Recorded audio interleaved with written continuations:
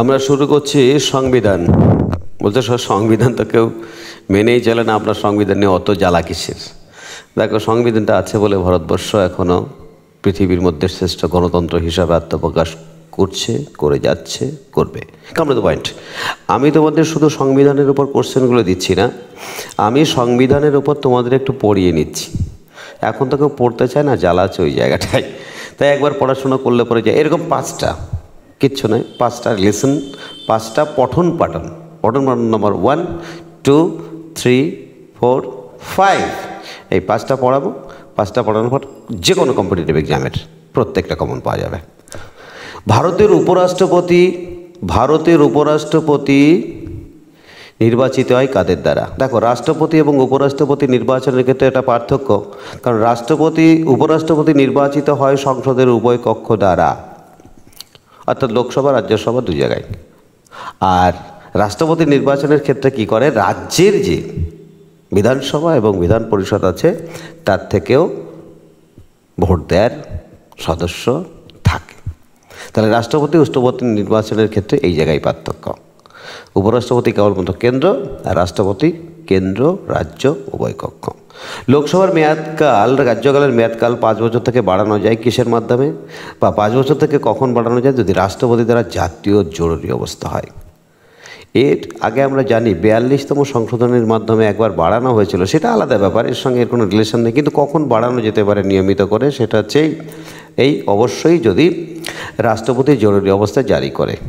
চলে যাই আমরা পরবর্তী। এই দলত্যাগ বিরোধী আইনের দৃষ্টিকোণ থেকে লোকসভার কোনো সংসদের সদস্যপদ থাকবে না বাতিল হবে, এ ব্যাপারে লাস্ট সিদ্ধান্ত কে নেবে? অবশ্যই স্পিকার। কিন্তু দুঃখের বিষয়, স্পিকার স্বার্থের সাপেক্ষে সরকার দলের সঙ্গেই তাল মিলিয়ে চলে। কী যে জ্বালায় পড়েছি, এই সংবিধানটা আছে বটে, কিন্তু সবাই না মানার জন্য উঠে পড়ে লাগে। নেক্সট, সুপ্রিম কোর্টের বিচারপতিদের। এখন সুপ্রিম কোর্টের বিচারপতিদের কি করা যেতে পারে? এখানে দেখো, কোশ্চেনটা জাস্ট সুপ্রিম কোর্টই বিচারপতি, অনেক কিছু হতে পারে, কিন্তু চয়েস থেকে তোমাকে সিদ্ধান্ত আসতে হবে। কি, রাষ্ট্রপতি পদচ্যুত করতে পারে, কিন্তু অবশ্যই সেটা সংসদের সুপারিশে। সংসদের সুপারিশ যদি হয় তাহলেই হবে। নেক্সট আমরা পরবর্তী কোশ্চেনে চলে যাই। রাষ্ট্রপতি জাতীয় জরুরি অবস্থা ঘোষণা করতে পারেন যদি কিনা। এখন আমাদের মাথায় রাখা যায় যদি কিনা কি হতে পারে। দেখা যাচ্ছে একটা বিদেশি শক্তির আক্রান্ত হতে পারে, আবার অভ্যন্তরেও যদি কোনো বিদ্রোহের জায়গাটা। এই জন্য আমরা জাতীয় জরুরি অবস্থার ক্ষেত্রে আমরা দেখেছি যে অবশ্যই মোট 3 বার হয়েছে, এবং 3 বারের ক্ষেত্রে আমরা একবার পাকিস্তানের সঙ্গে চায়নার যুদ্ধের সময়, এবার আভ্যন্তরীণ ক্ষেত্রে। Next, NABARD, NABARD, NABARD. এই নাবার্ড গঠিত হয়েছিল কত সালে? এই নাবার্ড গঠিত হয়েছিল, আমরা চলে যাই সোজা 1982-তে। জাস্ট মুখস্থ করতে হবে। নাবার্ডটা গঠিত হয়েছিল কি জন্য, জানা দরকার যে না RBI, এই RBI-এর কাজ কমানোর জন্য নাবার্ডটা গঠিত হয়েছিল। ভারতের জীবন বীমা কর্পোরেশন, আমরা যাকে বলি LICI, এই LICI কত সালে প্রতিষ্ঠিত হলো? 1956 সালে। ভারতীয় অর্থব্যবস্থায় বাৎসরিক করটি শুরু হয়। এখন এই বাৎসরিক কর আমরা শুরু করি অর্থব্যবস্থার জন্য কত সাল থেকে? ওটা 1957 সালে। দেখো, ভারতবর্ষের অনেক কিছুই 1957 সালে হয়েছিল। 1957 সালে আমাদের গ্রেগরিয়ান ক্যালেন্ডার হয়েছিল, 1957 সালে আমাদের মেট্রিক পদ্ধতি হয়েছিল, 1957 সালে আমরা দশমিক পদ্ধতি নিয়েছিলাম। তো কুল মিলাকে 1957 সালে কিন্তু ভারতীয় পরিমাপ ব্যবস্থা থেকে শুরু করে অর্থব্যবস্থায় অনেক কিছু আমরা কিন্তু সংস্কার করেছিলাম। এইবার চলে যাই আমরা 9 দাগে। 9 দাগের ক্ষেত্রে আমাদের কি না, সংবিধানের 24তম সংশোধন, 71তম মৌলিক অধিকার সংশোধনের দায়িত্ব। দেখো, যে কোনো সংসদের যে কোনো আইন সংশোধনের ক্ষেত্রে একজনেরই দায়িত্ব আছে, তার নাম হচ্ছে সংসদ, দ্যাটস মিন পার্লিয়ামেন্ট। এই পার্লিয়ামেন্টটাই আছে টোটালটাই আমাদের কার্যকারিতা দেখায়। ভারতের পূর্বাঞ্চল পুনর্গঠনের ব্যবস্থা, এই পূর্বাঞ্চল পুনর্গঠনের ব্যবস্থা আমরা দেখলাম নিল হচ্ছে 1972 সালে। আর এই পূর্বাঞ্চল পুনর্গঠনের ক্ষেত্রে তোমরা ভালো করেই জানো যে 1975 সালে আমরা সিকিম রাজ্য গঠিত করলাম। তো এই আমরা যদি 1975 সালে আমরা সিকিম হলো, তার আগে অবশ্যই নিশ্চয়ই হবে 1972 সালে। যাই পরবর্তী কোশ্চেনে। সুপ্রিম কোর্টের কত নম্বর ধারা অনুসারে লেখ জারি করে? দেখো, 5টা লেখ আমরা আছি। এই লেখের মধ্যে তোমরা ভালো করেই জানো mandamus, quo warranto, habeas corpus, certiorari, various types of আছে। উৎপ্রেষণ যাকে বলে বাংলায়, এটা কত নম্বর ধারায় আছে? এটা হচ্ছে 32 নম্বর ধারায়। এই 32 নম্বর ধারাকে কিন্তু বি.আর. আম্বেদকর নিজে বলেছিলেন হৃদয় এবং আত্মা, তিনি বলেছেন heart and soul, heart and soul, very very important. আচ্ছা, চলে আসি আমরা পরবর্তী কোশ্চেনে।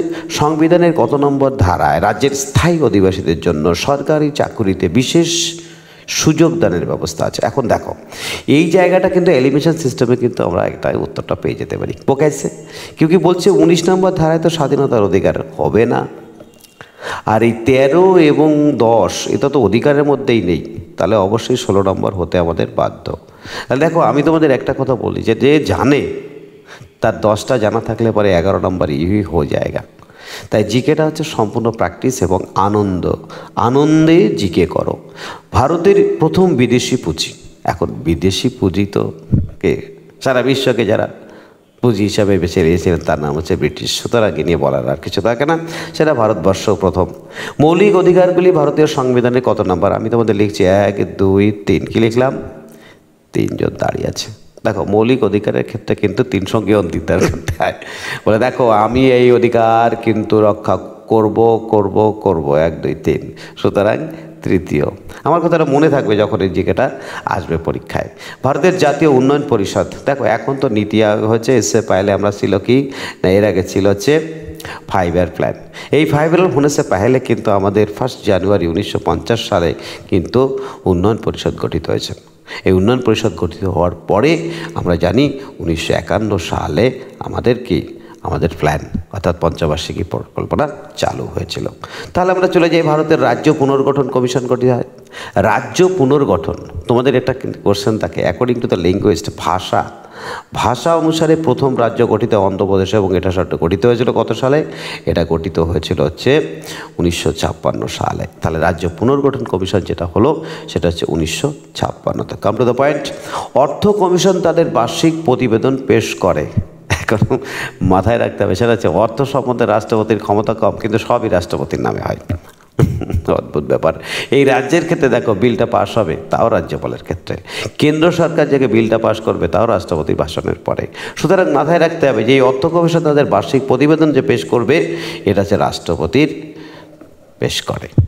দেখো, সংবিধানের কত নম্বর ধারায় অনুসারে ভারতবর্ষের বিচার বিভাগকে শাসন বিভাগ থেকে পৃথক করা যায়? দারুণ কোশ্চেন, আমাদের মাথায় রাখতে হবে সেটা হচ্ছে যে 50 নম্বর ধারায় আমরা কী করলাম না, দেখো 50-এর আগে পর্যন্ত আমরা জানি 51 পর্যন্ত আমাদের আছে টোটালটাই ডিরেক্টিভ প্রিন্সিপাল, অর্থাৎ 35 পর্যন্ত আছে হচ্ছে আমাদের অধিকারের পরে 36 থেকে শুরু করে একদম টানা 51 পর্যন্ত হচ্ছে directive principal of state policy. So that আমরা এখানে পেলাম সেটা হচ্ছে 50 নম্বর। চলে যাই আমরা পরবর্তী কোশ্চেনে। ভারতের কোন রাজ্যে বেকার ভাতা বার্ধক্য ভাতা দেওয়ার ব্যবস্থা সংবিধানের কত নম্বর ধারায়? এটা অবশ্যই 40, 41, 42, 48 মধ্যে। তাহলে তার স্যার স্পেশাল কী থাকলো? বিষয়টা যেটা দাঁড়াচ্ছে সেটা হচ্ছে এই দেখো, 40 নম্বর ধারায় পঞ্চায়েতের ব্যবস্থা আছে, সুতরাং 41 নম্বর ধারায় অবশ্যই বেকার ভাতার ব্যাপারটা থাকবে। ভারতের সংবিধান সভার নির্বাচনে কত শতাংশ? তখন তো কংগ্রেস, সুতরাং 70% কিন্তু কংগ্রেস। চলে যাই আমরা পরবর্তী কোশ্চেন। ভারতের সংবিধানের খসড়া রচনায় কতদিন সময় লেগেছিল? মনে রাখতে হবে, যা সংবিধান রচনার জন্য যে টাইমটা লেগেছিল, যে আমাদের অর্থবিল যে টাইমটা পায় ঠিক সেই টাইম, অর্থবিল যে টাইমটা পায় কত? 14 দিন। তার সঙ্গে 1 যুক্ত করো, কারণ একটাই সংবিধান আমরা চালু করেছি, তাহলে 114 দিন। মনে থাকবে তো? ভারতের সংবিধানে কটি স্বীকৃত ভাষা রয়েছে? ভারতের সংবিধানে কটি স্বীকৃত ভাষা রয়েছে? এই কোশ্চেনটা আমাদের বাদ দিতে হবে, কারণ স্বীকৃত ভাষা কিন্তু আগে ছিল 18 থেকে, অর্থাৎ আর যদি 4টে যোগ করি তাহলে কটা হলো? 22টা সংবিধানের স্বীকৃত ভাষা আছে। ভারতীয় সংবিধানে কটি অংশে বিভক্ত? এটা তো তোমরা জানো অবশ্যই, 22টি অংশে বিভক্ত। এ নিয়ে আমার কিছু বলার নেই। কাম টু দ্য পয়েন্ট, আমরা পরবর্তী কোশ্চেনে চলে যাই। সংবিধান পরিবর্তনের জন্য আইনসভার 2/3 সদস্যের সম্মতি যথেষ্ট। ইয়েস, বলছে 2/3। সাপোজ 300 জনের মধ্যে অবশ্যই 200। এটা কিন্তু ল্যাস্কির বলেছিলেন জিকে। ব্যাস, চলে আসে পরবর্তী কোশ্চেনে। সংবিধান হলো সেই সব আইন ও প্রথার সমষ্টি যেগুলি রাষ্ট্রের জীবনকে নিয়ন্ত্রণ করে। খুবই মূল্যবান কথা। একটা জিনিস মাথায় রাখতে হবে, সেটা হচ্ছে যে আমাদের সংবিধানই হচ্ছে আমাদের ভারতবর্ষের সবচেয়ে বড় স্তম্ভ। সবাই সংবিধান আমরা মেনে চলি, কিন্তু রাষ্ট্রপতি একজন ব্যক্তিত্ব, শুধু মেনে চলে না, তিনি কিন্তু শপথ নেওয়ার বাক্যের সময় বলেন যে সবাইকে মানার ব্যবস্থাও তিনি করবেন, সবাই যাতে মানতে পারে তার ব্যবস্থাও তিনি করবেন। যাক, এই যে বাণীটা দিয়েছিলেন তার নাম হচ্ছে লুইস ব্রাইস। লুইস ব্রাইস গণপরিষদের প্রথম কার্যনির্বাহী সভাপতি। দেখো, সভাপতি আমি এর আগেও বলেছি যে সংবিধানের সভাপতি দুজন, একজন রাজেন্দ্র প্রসাদ আর একজন তার সচ্চিন্দা রাধা। রাজেন্দ্র প্রসাদ অলরেডি যখন কনস্টিটিউয়েন্ট অ্যাসেম্বলিটা গঠিত হয়ে যায়, সংবিধান সভা যখন গঠিত হয়ে যায়, তখন ছিলেন রাজেন্দ্র প্রসাদ, আমি ঠিক দিয়ে দিলাম। কিন্তু কার্যনির্বাহী যিনি, অর্থাৎ প্রথমে যিনি ছিলেন ইনঅগারাল, অর্থাৎ কি উদ্বোধনী সভা, কার্যনির্বাহী সভা, তার সচ্চিদানন্দ। ভেরি গুড, আবার এটা নীল দিয়ে দিয়ে দেয়, এটাই হচ্ছে উত্তর। চলে যায় পরবর্তী কোশ্চেনে। ভারতের গণপরিষদের কত সময় লেগেছিল? প্রায় 3 বছর, আর কিছু দরকার নেই, এটা মুখস্থ করতে হবে।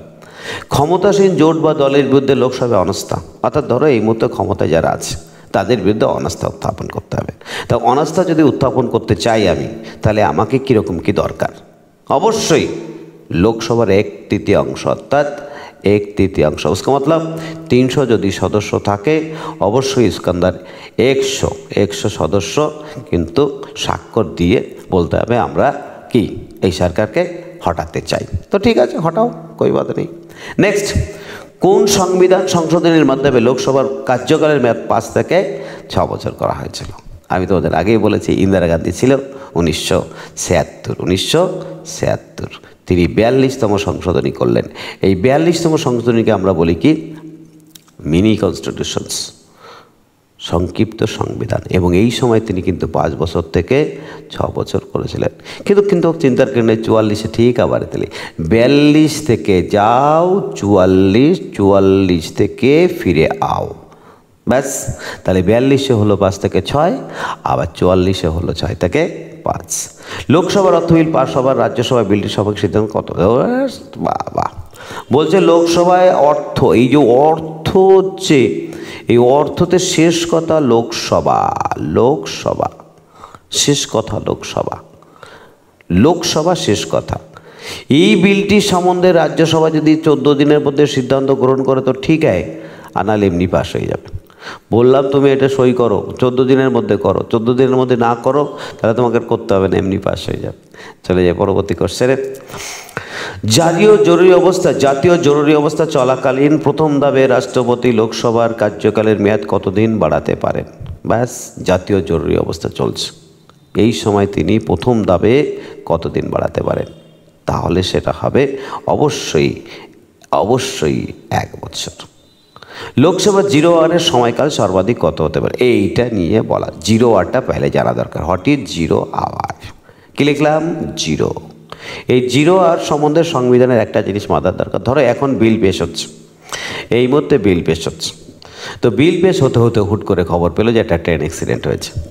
তখন এই ট্রেন অ্যাক্সিডেন্ট নিয়ে আলোচনা যেটা করবে যে টাইমটায়, ওটাকে বলছে 0 আওয়ার। এখন কিভাবে কতক্ষণ আলোচনা হবে সেটা তো ডিপেন্ড করে সিস্টেমের সঙ্গে। সুতরাং এই ব্যাপারে সংবিধানে তেমন কিছু বলা নেই। সুতরাং উত্তরটা কী হবে? উত্তরটা তো দেখালাম না, উত্তরটা হবে উত্তরটা হচ্ছে এই ব্যাপারে সংবিধানে নির্দিষ্ট কিছু বলা হয়নি। চলে যাই আমরা পরবর্তী কোশ্চেনে। লোকসভা স্পিকার তার কার্যকালের মেয়াদ শেষ হওয়ার পদত্যাগ করতে চাইলে কার কাছে পদত্যাগ? এখন দেখো, প্রত্যেকের পদত্যাগের একটা জায়গা আছে, তুমি চাইলেই পদত্যাগ করা যাবে না। হুট করে আমি এই মুহূর্তে যদি বলি আমি পদত্যাগ করবো, তোমাদের পড়াবো না, তোমরা কি মেনে নেবে? না। তো পদত্যাগটা কাকে দেবে? সেটা হচ্ছে ডেপুটি স্পিকারের কাছে। মুখ্য নির্বাচন কমিশনারকে তার কার্যকালের, এই দেখো, যে কোনো কাউকে যদি সরকারি পোস্ট থেকে হটানা চাহিয়ে তো তার জন্য একটা ব্যক্তি হটাতে পারবে, তার নাম রাষ্ট্রপতি। পড়ার দরকার নেই, এমনি পারবে। দেখো, আমি কিন্তু এগুলো পড়ছি কি জন্য বলো তো? তোমাকে একবার নাই, এই 5টা জিনিস আমার সঙ্গে পরপর পড়ো, সংবিধান হয়ে যায়গা। আমি কিন্তু তোমাদের তথ্য দেওয়ার জন্য নয়, পড়ানোর জন্য এটা তৈরি করছে। আচ্ছা, লোকসভার সচিবালয় প্রত্যক্ষ নিয়ন্ত্রণ থাকে। সচিবালয় অবশ্যই মাঠে রাখতে হবে যে সচিবালয়টা কার সঙ্গে থাকে। সচিবালয় অর্থাৎ লোকসভায় যাই থাকুক না কেন, এখানে শেষ কথা বলবে লোকসভার অধ্যক্ষ। 36, রাজ্যসভায় অঙ্গরাজ্যগুলির জন্য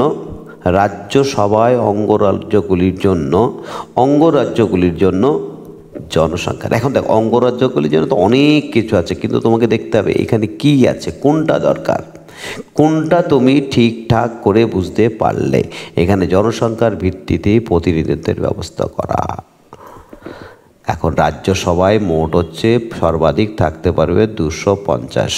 আবি কত আছে না 245। এই 245-এর মধ্যে 12 জন হচ্ছে বিশিষ্ট ব্যক্তিত্ব, যেমন ধরো হেমা মালিনী, সচিন তেন্ডুলকর, অথবা তোমাদের মধ্যে আগামীতে যে বিখ্যাত হবে সরাসরি রাজ্যসভায় চলেও যেতে পারো। যেভাবে পড়াশোনা করছো নিশ্চয়ই পৌঁছে যাবে। বলছে এই জায়গায় প্রতিনিধিত্বের অনুযায়ী ধর আমাদের বিভিন্ন সময় নির্বাচনে হয়। আচ্ছা, কার অনুমতি ব্যতিরেকে কোনো কর ধার্য করা যাবে না। Very good. বললাম ওই যে অর্থনীতির ব্যাপারে শেষ কথা বলবে রাষ্ট্রপতি, কিন্তু তিনি কিছুই জানেন না। ভারতীয় সংবিধানের ক্ষেত্রে এই হচ্ছে বিষয়, কিন্তু এই যে অনুমতি ব্যতিরেকে কোনো কর্জা করা যাবে না, অর্থাৎ কর ধার্য করার ব্যাপারে শেষ কথা বলবে কিন্তু সংসদ মানে পার্লামেন্ট। কেন্দ্রীয় সরকারের ব্যয় নিয়ন্ত্রণের ক্ষমতা আছে। এখন কেন্দ্রীয় সরকারের যে ব্যয়, এটা নিয়ন্ত্রণ করবে কে? এটা একটা কোশ্চেন, এর মধ্যেই তুমি দিয়ে যাও। দেখো, কেন্দ্রীয় সরকারের অর্থ ব্যাপারে শেষ কথা পার্লামেন্ট, আর পার্লামেন্টের মধ্যে শেষ কথা বলবে কোন পার্লামেন্ট? যেটা নাকি নিম্ন। তাহলে এই ব্যাপারটা কি বুঝলে? তার মানে পয়সা নিয়ে বেশি মাতব্বরি করবে নিম্ন কক্ষেরই লোক, নিম্ন মান না থাক সংসদের হাতে। নেক্সট, অধ্যক্ষ ও উপাধ্যক্ষের অনুপস্থিতিতে লোকসভার প্রতিনিধিত্ব কে করবে? অধ্যক্ষ বাইরে বেড়াতে গেছে, উপাধ্যক্ষের শরীর খারাপ, তাহলে কে এখন কাজ করবে? বলছে তার আগে অবশ্যই অধ্যক্ষ কর্তৃক মনোনীত ব্যক্তি, সে আগের থেকে অ্যারেঞ্জ হয়ে যাবে, কিন্তু হয়ে যাবে। আচ্ছা, পাশে লিখিত কোন সংবিধান সংশোধনের মাধ্যমে সুপ্রিম কোর্টের বিচার বিভাগীয় পুনর্বিবেচনার ক্ষমতা হ্রাসের সংসদীয় প্রয়াস? ও বাবা, দেখো এই যে রাষ্ট্রপতির ক্ষমতা হ্রাস করা, সুপ্রিম কোর্টের ক্ষমতা হ্রাস করা, 5 থেকে 6 নিয়ে আসা, এসব কর্তব্য চালু করা, এগুলো সবই ছিল এই মিনি কনস্টিটিউশনস। কি বললাম? মিনি কনস্টিটিউশন, অর্থাৎ এই মিনি কনস্টিটিউশনটা একদম হলুদ দিয়ে আটকে দিলাম। ওকে, চলে আসি আমরা পরবর্তী আলোচনায়। আচ্ছা, উপরাষ্ট্রপতি রাষ্ট্রপতির কর্তব্য সম্পাদন করেন। বলছে উপরাষ্ট্রপতি রাষ্ট্রপতির কাজ করবে, তো করবে তো, কিন্তু কেন? বলছে অনেকগুলো কারণ থাকতে পারে। মোটামুটি রাষ্ট্রপতি না থাকলেই কাজ করতে হবে উপরাষ্ট্রপতি। কার্যকাল শেষ হওয়ার আগে রাষ্ট্রপতির মৃত্যু হলে অবশ্যই, রাষ্ট্রপতি পদত্যাগ করলে অবশ্যই, অসুস্থর কারণে ছুটি নিলে অবশ্যই। তাহলে উত্তর কী হবে? উত্তর একটু ব্লু দিয়ে দিই, ব্যাস। এইটা ঠিক। 1950 সালে 26 জানুয়ারি ভারতের সংবিধান ঘোষণা হওয়ার কারণ হলো, দেখো ভারতবর্ষ 1947 সালের 15ই আগস্ট স্বাধীন লাভ। কিন্তু তোমরা জানো যে লাহোর কংগ্রেসে 1929 সাল 26শে জানুয়ারি নেহেরুজির নেতৃত্বে ভারতবর্ষের স্বাধীনতার পালনের কথা ঘোষণা হয়েছিল 26শे জানুয়ারি। इसीलिए नेहरू जी के मन में थोड़ा ये वो था, क्योंकि जो 26শে জানুয়ারি है उसको यादगार बनाना चाहिए, इसलिए তিনি কি করেছিলেন 26শে জানুয়ারি। তাহলে 1929 ব্যাপারটা এসে গেল, তাহলে উত্তর গ। নেক্সট, নাগরিকের অর্থনৈতিক ন্যায় বিচারের কথাটি সংবিধানের কোথায় উল্লেখ আছে? নাগরিকটা কি করবে না, অবশ্যই সুযোগ সুবিধা পাবে। এটাকে বলা হয় জনকল্যাণ। Very very important. এই জনকল্যাণ মানেই হচ্ছে নির্দেশমূলক নীতি। যেভাবেই থাকুক না কেন কোশ্চেনটা মাথায় রাখতে হবে, নির্দেশমূলক নীতি। ভারতকে গণতান্ত্রিক প্রজাতন্ত্র বলা হয় কারণ গণতন্ত্র মানে জনগণের দ্বারা, প্রজাতন্ত্র মানে জনগণের দ্বারা। তো রাষ্ট্রের প্রধান জনগণ দ্বারা নির্বাচিত, তো हो गया ফয়সালা। চলে যাই পরবর্তী কোশ্চেনে। ভারতের সবচেয়ে সম্মানজনক পুরস্কার, যেটা তোমাদের পারার সম্ভাবনা আছে, যারা পড়াশোনা করতে এখনও চাওনি, এই পর্যন্ত যারা পৌঁছাওনি তাদের আর জানাতে পারলাম না, কিন্তু সবচাইতে বড় পুরস্কার হচ্ছে ভারতরত্ন। যেসব রাজ্যে আইনসভা নেই সেই সব রাজ্যে আইন রচনা করেন কে? আইনসভা নেই কোন রাজ্যে? অনেক রাজ্যে আইনসভা মাঝে মাঝে ভেঙে দেয়া হয়, তাহলে কে করবে? অবশ্যই রাষ্ট্রপতি করতে হবে, রাষ্ট্রপতি ছাড়া, কারণ ওই আইনসভা নাই মানে কি, এই সময় ক্ষমতাটা রাষ্ট্রপতির হাতে চলে গেল, সুতরাং হবে রাষ্ট্রপতি। রাষ্ট্রপতি শাসিত কোনো রাজ্যে বাজেট পেশ করেন কে? রাষ্ট্রপতি শাসন করছে, এরকম কোন? রাষ্ট্রপতি যদি শাসন করে তাহলে বাজেট তো রাষ্ট্রপতি, এটা ঠিক রাষ্ট্রপতি করবে কিন্তু রাজ্যপালের মাধ্যমে। অর্থ বিল কেবলমাত্র নিম্নলিখিত স্তরে উত্থাপিত হতে পারে। দেখুন অর্থ বিলের ব্যাপারটা দ্বারা দরকার যে অর্থ বিলটা উত্থাপিত হয় লোকসভায়, লোকসভায় কালকে রাজ্যসভায় যাবে না, যাবে, শুধু যাবেই মাত্র। 14 দিনের মধ্যে যদি কত লিখলাম, 14 দিন, 14 দিনের মধ্যে যদি সই করে ভালো, না করলে আরও ভালো, তাহলে এমনি পাস হয়ে যাবে। তাহলে উত্তর কবার কেবলমাত্র লোকসভায়। চলে যাই আমরা পরবর্তী কোশ্চেনে। অর্থ কমিশন হলো, দেখো অর্থ কমিশন সম্বন্ধে বলি। অর্থ কমিশন 1955 সালে 280 নম্বর ধারায় গঠিত হয়েছিল। কী জন্য না গঠিত হয়েছিল, কারণ হচ্ছে এটা কি দেশের মানুষ, রাজ্য এবং কেন্দ্রের মধ্যে অর্থের বিতরণটা সঠিকভাবে চালনা করার জন্য। তাহলে কোথায় আছে? কেন্দ্র রাজ্য আর্থিক পর্যালোচনা রাষ্ট্রপতি 5 বছর নিয়োজিত একটি শাসনতান্ত্রিক সংস্থা। ভেরি গুড, এইগুলোকে ভেরি ইম্পর্টেন্ট। এখন দেখো কেন্দ্র রাজ্য আর্থিক সম্পর্ক উপযোগী স্থায়ী সংস্থা, স্থায়ী মানে 5 বছর পর পর ওঠে চালাতে, তুমি স্থায়ী বলো কীভাবে? ভারতের অর্থ কমিশন গঠনের সংবিধানে উল্লেখিত আছে। অর্থ কমিশনের সভাপতি কে নিয়োগ? দেখ একটা জিনিস তোমাদের বলি, এখানে নিয়োগ টিয়োগ এটা সেটা হ্যান ত্যান মাতব্বরি ঘোষণা সবই রাষ্ট্রপতি করে, কিন্তু নিয়ন্ত্রণ করে কেনা সংসদ আর সংসদের মন্ত্রীগুলি। আচ্ছা চলে যাই পরবর্তী কোশ্চেনে। ভারতীয় সংবিধানের কত ধারা অনুযায়ী? আরে বাবা অলরেডি বলেই দিয়েছি তো আমি, বলো তোমরা। হ্যাঁ 280 নম্বর ধারায় বিধানসভায় অর্থ বিল উত্থাপনের জন্য কার পূর্বানুমতিটা আবশ্যক? অবশ্যই একটু আগে বলেছি যে অনুমতি প্রদান করেন রাজ্যপাল, কেন্দ্রে অনুমতি প্রদান করেন রাষ্ট্রপতি, কিন্তু রাজ্যপাল রাষ্ট্রপতি অর্থ দেখতেও পায় না, বুঝতেও পায় না। ভারতের অর্থ ব্যবস্থায় এরকম। সবাই ভালো থেকো, ফলো দ্য নেক্সট ভিডিও। এরকম করে আমি তোমাদের 5টা পঠন পাঠন ক্লাস করব, আর 5টার পরে WSSP, মিসলেনিয়াস, পিএসসি ক্লার্কশিপ এবং অন্যান্য, বিশেষ করে group D school service, group C school service, total GK common পাবে। আমার এই অভিযান চলবে। Thank you.